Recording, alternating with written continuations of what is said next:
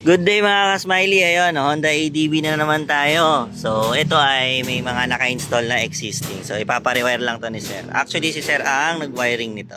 Mas pagagandahin pa natin. So, nandito yung mini driving light niya. So, magpapadagdag si Sir ng mas malakas. Nandun yung kanyang PIA horn. Upgrade tayo ng switches, passing, tapos yung right handle niya ay pwede na mag-start.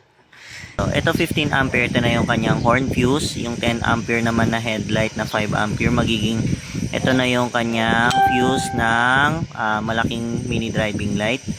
Dito naman natin ilagay yung fuse ng mini driving light. So, magiging dalawang set kasi ng MDL si Sir.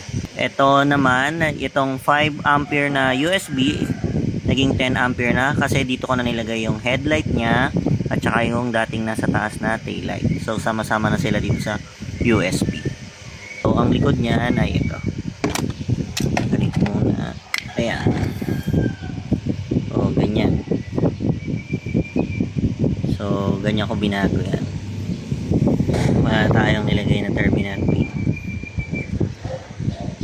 So, sa fuse box pa lang, panalo na. Ayun mga ka-smiley, tapos na yung ating setup sa kanyang harness. So, ito yung kanyang dual 3-way switch, domino. Then, gumapang yan dito. May passing yan. Nandun sa ilalim. Yan. So, yan. Gumapang. Then, nandito lahat yung kanyang dugtungan. Yan. So, yung brown ay para sa kanyang mini driving light. Tapos, ito namang gray ay para sa kanyang yung malaking mini driving light naman. Then, yung nasa gitna na isa, diyan ko na lang nilagay yung pang passing natin. Passing trigger. Yan. Yung kanyang halo switch selector ng dual horn. So, itong single na blue, ayan yan, yung kanyang stock horn. Then, itong dual blue para sa kanyang loud horn.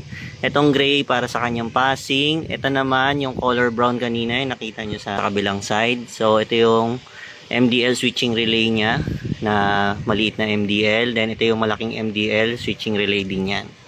Ito yung ating wiring. Okay, then gumapang. Then papunta sa kanyang fuse box. Ayan. Ito naman yung kanyang PIA horn. So dati na nakasetup yan, ni-rewire lang natin. Ayan. Dito sa TDD na to, yung ganitong klaseng TDD. So, binaliktad ko. Tapos, dapat baliktarin nyo rin mismo yung lens para maganda yung buga ng ilaw nyo. Para hindi nakakasilaw. So, ayan yung wiring natin. Binuntas natin yung kaha para may paglagyan ng cable tie. Ayan. Plug and play pa rin. Tapos, ito naman yung sa isang mini driving light. Testing tayo. Ayan, naka-on na. Then, ito yung ating loud horn. Then, stock horn. Yun. Then, ito yung MDL natin. Ayan, low yellow. Kasi off ko muna.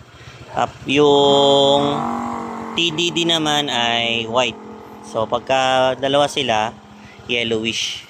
Ayan. Then, ang high beam nung dalawa ay dito. Yun. Ganyan.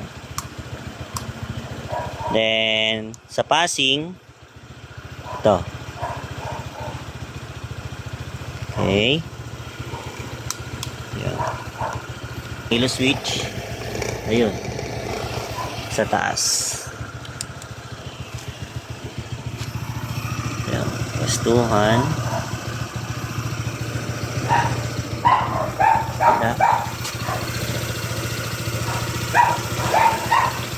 Right.